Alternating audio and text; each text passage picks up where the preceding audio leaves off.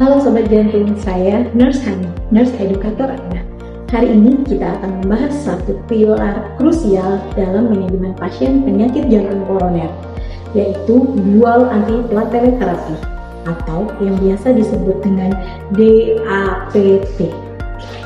Mengapa penggunaan dua jenis pengencer darah ini sangat vital, terutama pasca pemasangan stent jantung, dan risiko apa yang harus kita hadapi atau kita waspadai? Mari kita bahas secara mendalam. Pernahkah Anda mendengar istilah DAPT? Singkatan ini mungkin terdengar asing, namun bagi pasien jantung, ini adalah kunci penting dalam masa pemulihan. DAPT adalah singkatan dari Dual Antiplatelet Therapy, atau dalam bahasa Indonesia kita sebut sebagai terapi antiplatelet ganda. Dalam kondisi normal, trombosit bertugas membekukan darah saat kita terluka. Namun, pada pasien yang baru saja menjalani pemasangan stent atau ring jantung, atau mengalami serangan jantung, trombosit justru bisa membentuk gumpalan yang berbahaya di dalam pembuluh darah yang baru saja diperbaiki. Jika kita bedah, istilahnya dual berarti dua, dan antiplatelet adalah jenis obat yang bekerja mencegah sel darah yang disebut trombosit untuk saling menempel atau menggumpal. Inilah mengapa dokter meresepkan dua jenis obat pengencer darah sekaligus. Kombinasi dua obat ini bekerja secara sinergis menggunakan jalur yang berbeda untuk memastikan bahwa darah tetap mengalir lancar dan risiko terbentuknya sumbatan di area stent dapat ditekan hingga seminimal mungkin. Jadi, secara sederhana, terapi DAPT adalah kombinasi dua obat pelindung yang bertugas menjaga stent di pembuluh darah Anda tetap terbuka sehingga aliran oksigen ke jantung tetap terjaga dengan baik.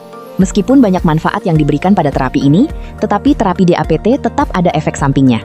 Efek samping yang tergolong ringan atau minor biasanya tidak membahayakan jiwa, namun tetap harus dipantau. Contohnya, memar pada kulit, perdarahan gusi, mimisan, dan luka kecil. Namun, ada beberapa tanda perdarahan mayor yang tidak boleh diabaikan. Anda harus segera ke IGD atau menghubungi layanan gawat darurat jika menemukan tanda-tanda berikut.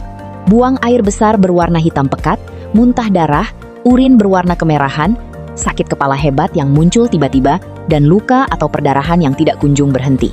Jangan pernah menghentikan konsumsi obat DAPT secara sepihak tanpa berkonsultasi dengan dokter.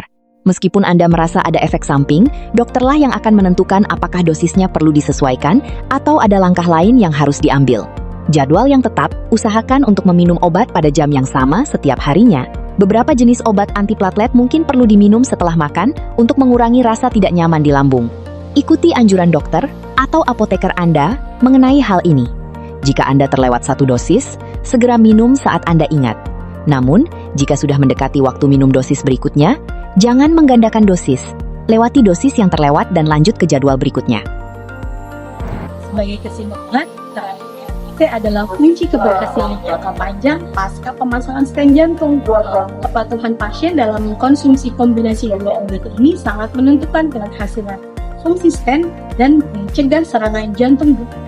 Pastikan Anda melakukan kontrol rutin sesuai jadwal dan jangan ragu untuk berdiskusi dengan dokter Anda mengenai durasi penggunaan terapi.